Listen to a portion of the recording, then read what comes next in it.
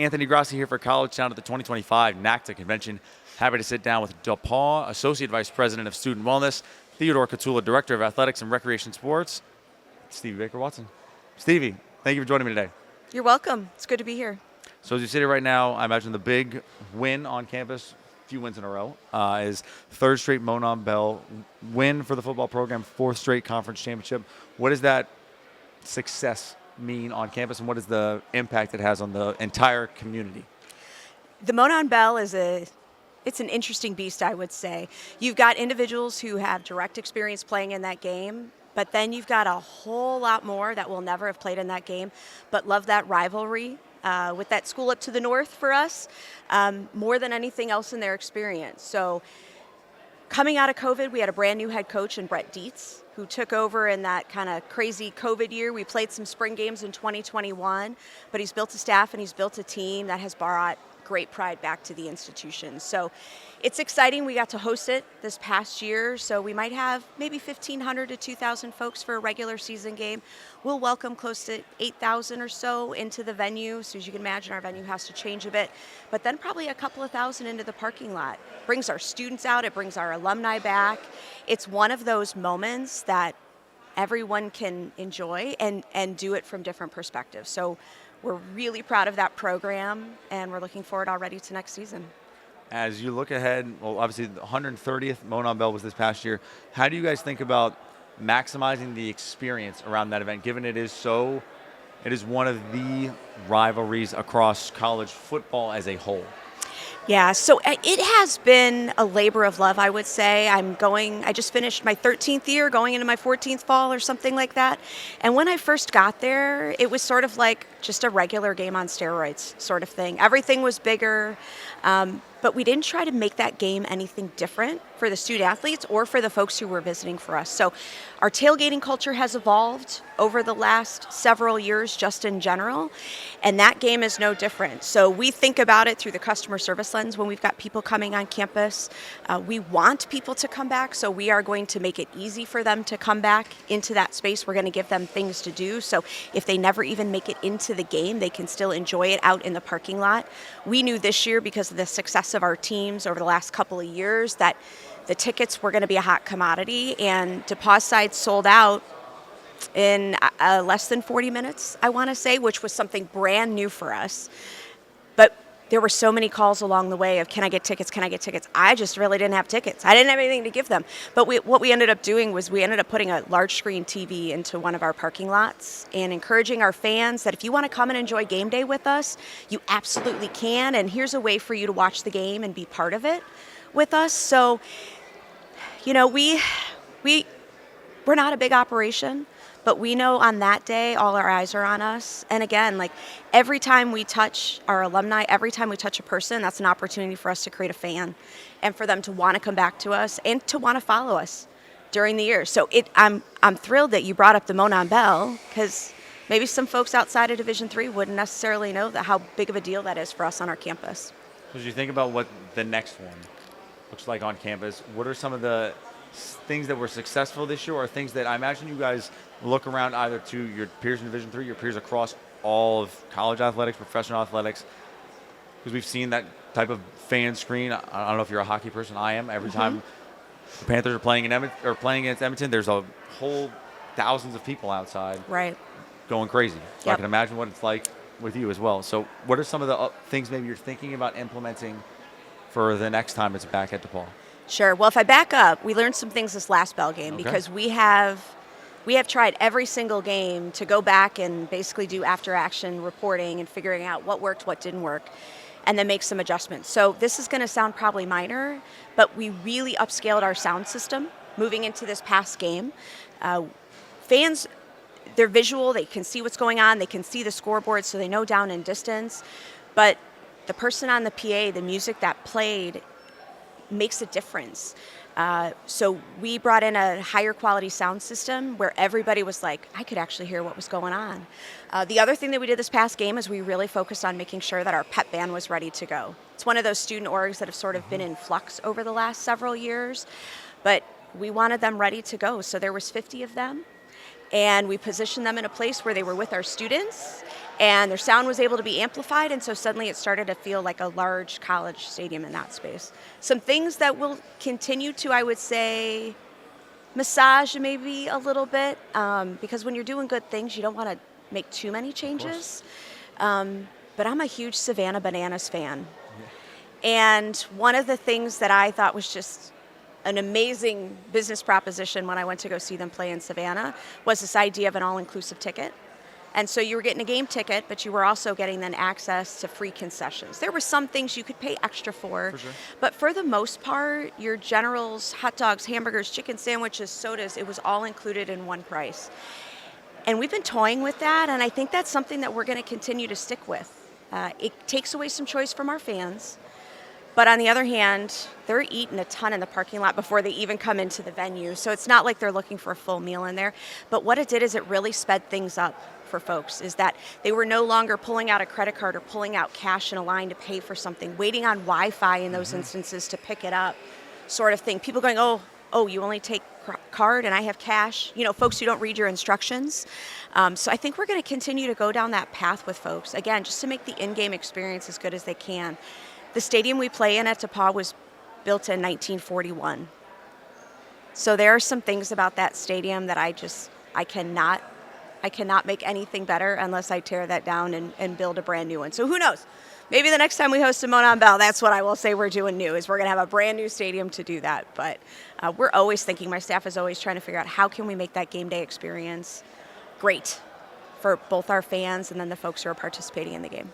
How does that event, that flagship event, help the entire fan experience? Because obviously within that facility, it is one thing. I imagine if it works for that game, it can work for other games. But how does, maybe beyond just football, you guys, this is kind of the catalyst as Sure. you think through fan experience upgrades. How does that kind of go across the entire department? Right. So when I think about the Monon Bell game, again, I started by saying there's very few folks who will actually play in that game and understand the nerves and what it's like to be out on the field at that moment in time. But there's a lot of other people who are there for the experience and want to say, I was there when, so-and-so did this or so-and-so scored that or any of those other kind of things, that a lot of other places on campus are able to anchor that with a lot of their activities. So if I think outside of our department, as you can imagine, that's huge for our Division of Development and Alumni Engagement. For them to find opportunities to gather with our fans. When we have the bell, we like to take it out. We like to show it to people. We host some events in town and also into the greater Indy community to bring people together in preparation for that game. We also partner with Wabash College on a luncheon to get back that we are not enemies. We are, in fact, just rivals. And so there are all ways in which there are all these moments where between what you're sending out about ticketing, what you're sending out about parking, just general game day stuff, those are moments for other people to tag on messages and say, hey, here's what's going on here. Here's what's happening here. Come back for this. Within our department, this year was pretty special for us. The way the calendar worked out, we had volleyball playing in a conference championship. We had men's and women's soccer going into the first round of the NCAA tournament, and neither of those teams had been there in at least 10 years. Our cross-country team, which had won a conference championship, was getting ready to run in the NCAA regionals at that moment in time.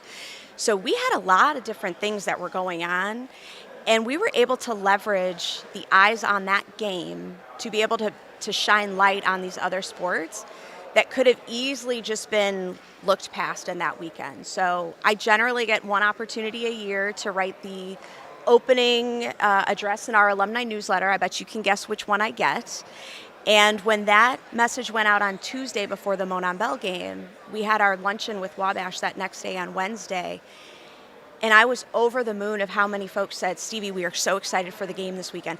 But how about those 6 other teams that are playing this weekend? And that's the start of them tuning in and not just paying attention to what happens that, final Saturday of the season in November for football, but for them going, I'm really proud of what our cross-country team did. Our women's team won the regional for the first time ever. Our men's and women's soccer team got back to the NCAA tournament after a really long drought. So that's the benefit of the Monon Bell game. I'm sure there are some folks who look at that and say, oh my gosh, you guys are putting too much energy into that. But done well, it's a leverage point for us to be able to shine light in other places. Yeah, given the affinity that game and your community and alumni have for that event, it is, as you mentioned, it is an opportunity for you to leverage anything that you want. And Yes. obviously the successes that you guys have had are one thing I imagine you would love to highlight. Yes. As you think through you mentioned all the success you guys have had. You mentioned that soccer back in the NCAA's after a long time. How do you think about growing incrementally to help get to the long-term vision that you aspire to? Because I imagine whether it's you want to be number one in the conference in all of your sports, you want to win a Director's Cup, there's a number of achievements that I imagine are on your list of things you're like, okay, this is where we want to be, this is what we want. How do you think about building to that? And obviously that's a long process. So what's the incremental building process to achieve those ends? Yeah, for us, it's about leveraging resources. We're in a resource-constrained space right now, whether you think about personnel or you thinking about money, and you really have to understand where's your biggest bang for your buck going to be, where is it going to be, what kind of experience you're going to give your student athletes, because ultimately it comes down to the students that we attract, they're going to want to make sure that they get coaching. And so if I have one person who's coaching 45 kids, they're not going to feel like they're going to get that experience when somebody else is across the way and they've got one person coaching 6 folks. There's a lot of things we do in athletics that we can simply not hide. You can absolutely hide how many students are sitting in a class of philosophy and how many, that professor teaching it. I cannot hide how many coaches are coaching on a sideline for folks. They can very easily count on a game day. So for us, it is about incrementally, how do we build a staff that can support championships for us? How do we appropriately pull back the curtain, quite frankly, so that way folks understand the value of the people who are already there? Success will mask a lot of things. It will mask that you don't have enough staff and you don't have enough money, but I'm in it for the long haul with all my coaches. I want them to stick around, which means I need to create a great environment for them to work in. So I've got to think about, okay, how am I going to find ways in which we are recruiting the most talented students and athletes that raise our academic and our athletic profile? What are the tools I need to give coaches to do that? And right now, that's giving them autonomy to basically go anywhere in the country they feel they need to go in order to find those students who we believe will graduate from DePauw. The other thing I've got to think about is finances. We've never tiered our programs at DePauw and said this program's going to get more and this program's going to get less. We've believed in zero-based budgeting since I have been at DePauw, and so we try to give every coach what they need. So the key is the coach has to want to be in a competitive space too. And so I want to make sure that I have staff who understand that winning is not everything, but if we do all these other things well, it's going to be an outcome. I often say students don't come to DePauw to be mediocre. They come to DePauw to be exceptional in the classroom and everything else that they do. And so I want them leaving that experience saying, you know what, I wouldn't change anything. It wasn't easy, but I wouldn't change what I did. So there's things, right? Budget, personnel, facilities type of thing. I said I've got a stadium from 1941. I've got a gym from 1982 with old tartan surface under the wood. So I've got some things I got to do on the facility side too. But right now the biggest impact is finding room in that budget to make sure that we can give our students a great experience that feels elevated and that my coaches are there to provide that instruction for them. You mentioned that you don't tier your programs, but how do you handle difficult conversations? Because there aren't unlimited dollars, as much as we would all like that to be the case. So how do you have those difficult conversations when there's only X amount left and it has to go one place as opposed to another? Sure. So there's a couple things that I've done over the years. One I've already shared is this zero-based budgeting idea where folks really need to think about what do they need. I find that a lot of people will waste a lot of money if they don't have plan. Think about impulse buying when you go to the grocery store, right? If you don't have a list, you're going to pull things off the shelves and suddenly you get to the end and you're like, I didn't have a coupon for that. Why am I buying this? The same thing can happen in college athletics if you are not specific about what you want to do. So the coaches really have to think ahead of how are they going to do things with budgets. The other thing that I do is I am as transparent as I can be. All of our data is on a website through the EADA, as long as the Department of Education sticks around and we continue to produce that document. That information is publicly available. So why should I hide what the operating budget is for football compared to soccer, compared to swimming, when they can just go online and they can pull that information themselves? So we talk about that. We work based upon assumptions on the student-athlete experience. So everybody is budgeting the same way. Everybody's thinking my hotel room is going to be $150. I'm going to spend $35 a day on food. I'm going to do this with rental cars. I'm going to do this with charter transportation because I want a student who might participate in swimming. If they were to travel with football, would they feel that the experience is similar to them in those spaces? It can't be equal. It's too hard in that way. But is it similar? Is it equitable in those spaces?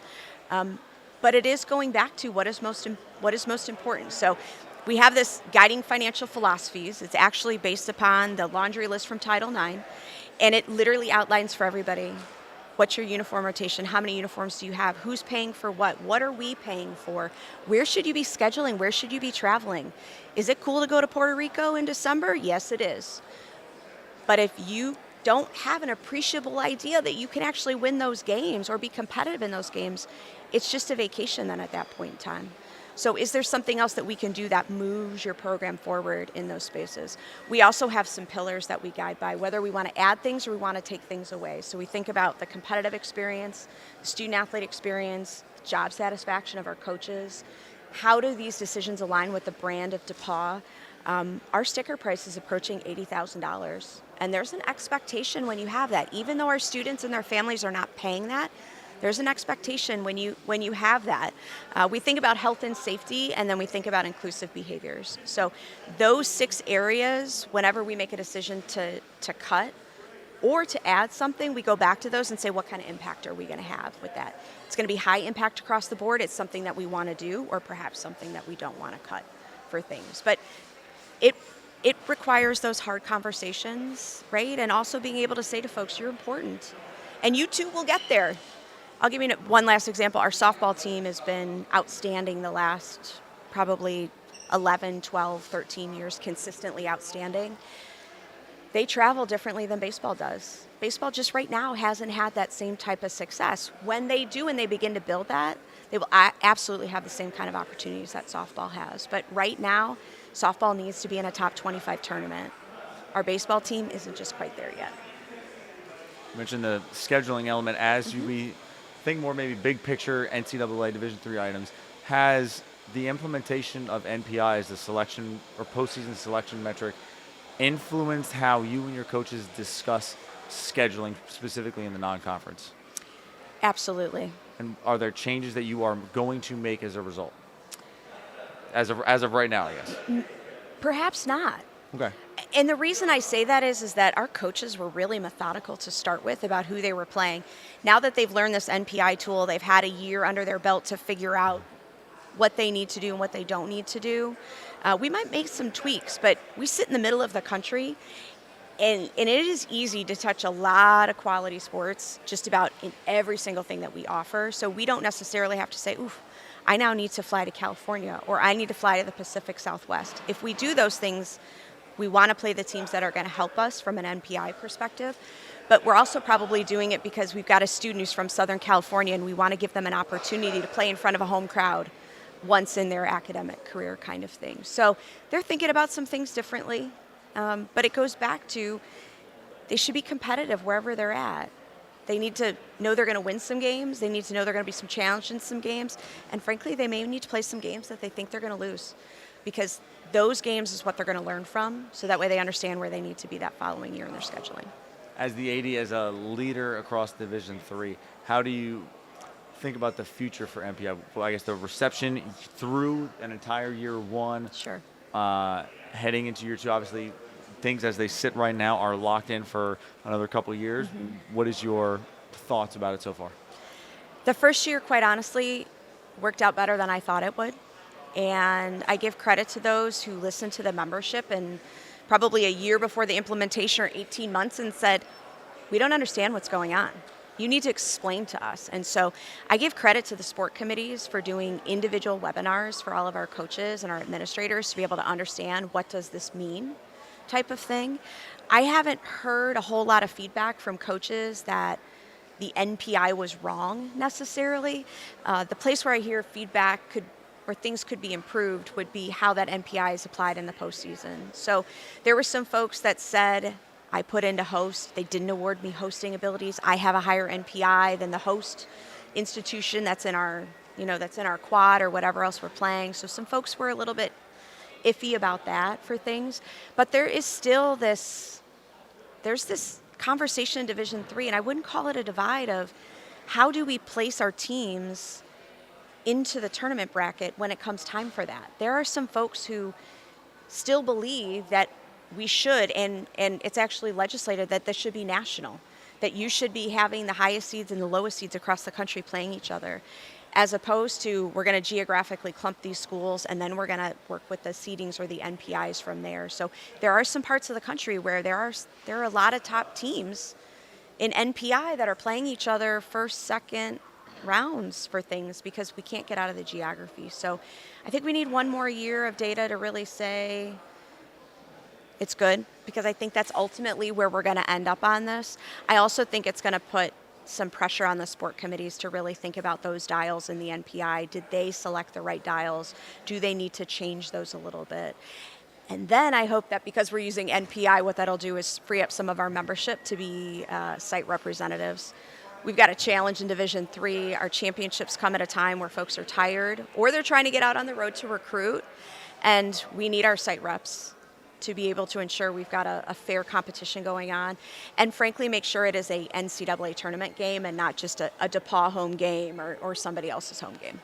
And do you think other big picture Division III items, small college athletics, one area of your expertise as a background in it as an athletic trainer, and you're a member of the Division III athletic trainer working group from a couple years ago, how are you thinking about how DePauw is handling the athletic training challenges now that may be applicable to your peers around all small college athletics? Because every institution is different, every community is different. So what are the things that you have done or are thinking about doing or have thought about that maybe didn't work or wouldn't work that your peers would be valuable for your peers to know? That's a great question, because I do think that sometimes what we do is try to make one size fits all or one size fits most. Working in athletic training right now and trying to find a way to provide the appropriate medical support for your student athletes and make sure health and safety is a priority, it requires us to think outside the box and perhaps misstep a little bit in order to figure out what's exactly going to work for us. So I'm biased. I think we do a great job at DePauw. I have 6 full-time athletic trainers. We actually contract out with an outside medical group in order to provide that care. That also comes with a team physician. They also staff our student health clinic on campus. So we have a medical-based model on our campus, and that has worked just well. But I'm also comfortable if we were to move away from that and have university-employed athletic trainers, that we would be able to do some things well. We need to recognize that the athletic training profession is the one who's in control right now. I hear a lot of my folks, a lot of my friends chatting about, well, we need the NATA to change these academic programs. Ever since they changed the academic pathway and you can't get an athletic training certification as an undergrad and you now have to go to graduate school, like that's what's messed everything up. It's made it different. And I was skeptical too until I sat in a meeting with folks from the NATA, from the Board of Certification, and I looked at the data to say, no, the athletic trainers are coming into the profession, but they're not choosing us. So I'm always the person who's going to say, what can we do differently? How are we going to look internally? We've got to change the culture on our campuses to make things different. We need to find ways in which our athletic trainers are not traveling for 10 months out of the year. We need to find ways in which we respect them and support them to give them time off, whether that's just one day a week or that's saying, yes, absolutely, you should go to that wedding. You absolutely should go to that bachelor party. You absolutely should go on that family vacation, because I find that folks in athletics, they are very loyal and they will not want to step away. But if you think about it, a coach has a lot of autonomy to do that. They may not do it during their season, but those 8 months when they're out of season, they have far more control over their day-to-day schedule. Our athletic trainers don't. So give them some power, give them some control, and then give them some support. Don't make them fight the battles with folks about whether they're at practice or they're not. You as the administrator need to be the one to step in politely, to be able to say to a coach, like, that's just not how we're doing this. You're going to have to get used to this. You're going to have to do this differently, type of thing. So I've got a very solid staff. They've been there for a couple years, but I should say they've been there as a couple years as a group, so we haven't had to hire anybody lately. But I don't take that for granted. It's how do I continue to do things differently so that way I can keep you here. I've also had a fair number of conversation with athletic trainers who are in the trenches, and I make suggestions to them that are culturally based. Do you think you could travel less than what you're doing right now? Would that be helpful to you? Do you think if you had someone who could just come in and do your physical therapy for your student athletes, would that help you? And I get some who are like, yeah, I'll think about that. And I encounter some who are like, no, I want to travel. I want to be there with those student athletes every step of the way. No, these are like my babies. You know, I don't have babies myself, but these are my babies, and so I wanna be there with all of them. And I say, okay, that's great. But we also need to then recognize that comes with its own set of challenges, right? Part of my role as an administrator is to be in the long game for my folks and keep them around. Sometimes you have to also make the hard decision to your staff and say, no, I don't want you doing that. Yes, you can travel to this event, but the regular season, you're really not needed in those spaces. Like the other athletic trainer can handle it or the team can handle it. Has nothing to do with how you feel about those students or that program, but it's for your own mental and physical well-being, frankly, that you stay home or you take a day off or you take a vacation type of thing. Our athletic trainers also need to flip the script a little bit. That is maybe not the approach or the answer that I thought you were going to give, but I'm curious. Okay. You have to lead for the betterment of not just the department, but all of the individuals in that department in a way that you mentioned some of them may not have kids. You are kind of being their parent and not demeaning way, but yes, you are serving the greater good of not just that individual, but the long-term benefit of them as the administrator, their athletic trainer, which is supporting the student athlete, which is what we're all here for. Has that evolved over time to have that approach, or your background in athletic training informs you of that's how I would prefer it be done if I was sitting in that seat? And I may, and kind of the self-awareness to say, I know if I was the athletic trainer, I'd go 110%, and I would go too far, and Sure. I would basically burn myself out. I don't regret anything about my own athletic training experience. I spent 10 years as a clinical athletic trainer in small college athletics, other Division III institutions. And I love to travel. It's one of those things that when people say, like, what's one of the great things about your job? I love to travel. I love to be able to spend time with my student athletes in that way and my coaches. You can be so much more in tune with them. They're not distracted the way they might be at home. And so I'm not saying you can't do it that way. Of course. But we also need to make sure that we're not talking out of both sides of an argument for things. I'm really tired. I don't get time for myself, but I'm also unwilling to change what I'm doing and how I'm approaching this for things. My lens has been, I am going to ask folks questions. I'm going to ask athletic trainers questions. I'm going to better understand what they want to have out of that outcome. And I'm going to support them when they're in that space. But I have 6 athletic trainers. I also can't have one athletic trainer that is traveling with everybody and the other 5 aren't, because that alone on perception with my student athletes and my coaches are going to say that those teams with that one athletic trainer are getting a better experience.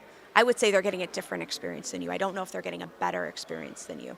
So you've got to be able to balance that line between parenting. And I do feel like that sometimes. And I've gotten to this age where I feel old. I know I'm not, but I feel old when I say things like, I'm going to sound like your parent. Now, I literally say that to him. I'm going to sound like your parent, and I'm going to ask you to think about this differently type of thing. I'm never going to go back to them and say, well, I told you so.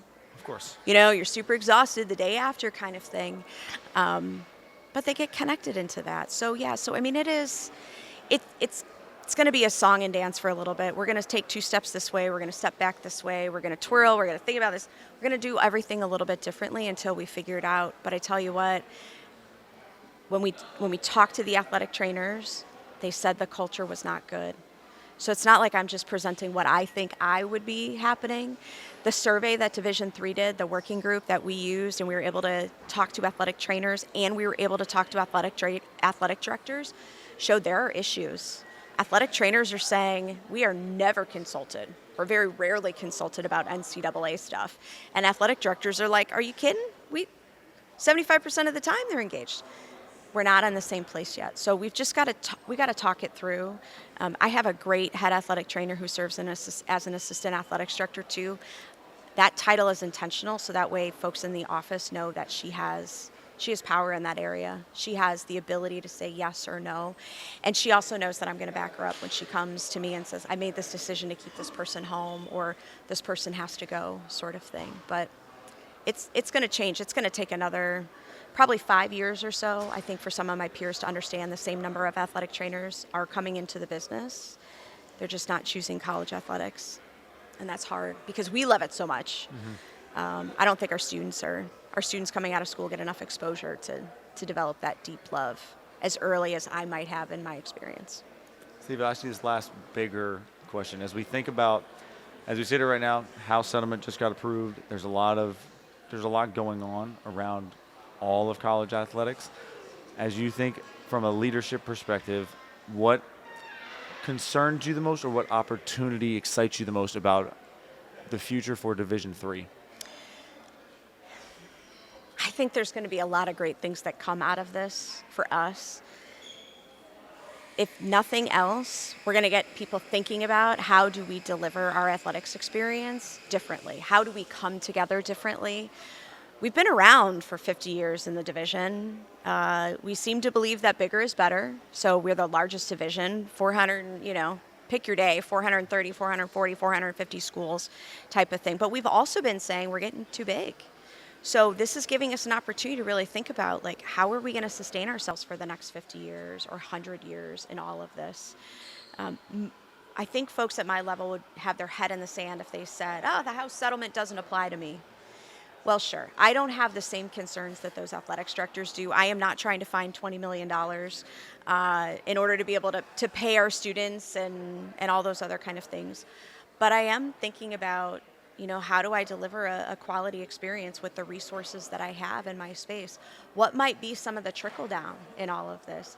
It seems like it's all over the place. Any number of folks, and I wouldn't say they're representing their coaching associations, but they're representing coaches of a particular sport that's saying these roster caps that are happening, that's going to push 1,237 people out.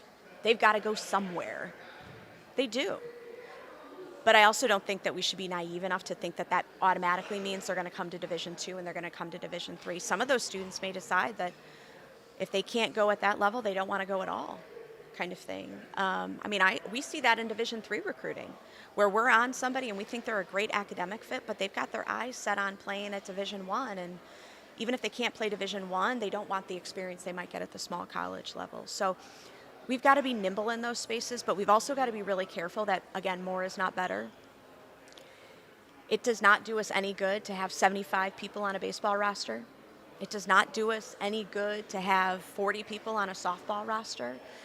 There are some programs that are going to be affected by these roster caps that there are probably going to be just some kids in general that aren't going to have the opportunity to play college athletics within the NCAA because it's going to push down, because you're going to start to see who is really looking at the experience and who is looking at the net tuition revenue that's coming in. The folks who are looking at the tuition revenue that comes with sports are going to have 75 kids on a baseball team or 40 on a softball team.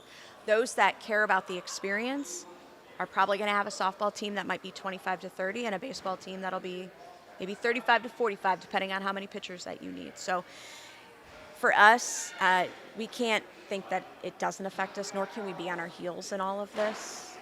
But I think we need to pay attention to see what's happening in the moment with those kids that we're recruiting. I think that's what's going to tell us what the next big step is going to be. And I think broadly there's going to be some folks who maybe need to think about, is Division III the place that they want to be? We're not hearing about schools saying, I want to go Division III to Division II. We're certainly hearing Division I and Division II move to Division III. But there was a conversation maybe 15 years ago, almost 20 years ago now, where they thought Division III needed to split into a Division IV. I don't think we would split into a Division IV, but I do think that there's a pocket of presidents and a reasonable number, significant number of pocket of presidents that are going to say we want to do things differently. And so this may be that moment where that group of 80 to 100 to 120 schools actually branch off into something else that is more of their liking and more aligned with how they think as a group compared to the rest of the division. How do you think about leading DePauw through that potential scenario? We've got to continue to provide the best exceptional experience that we can. Like I said, students don't come to DePauw to be exceptional in one area and mediocre in the other. So we have to continue to say, how much are we willing to financially invest in our programs with facilities, with personnel, with budget for things?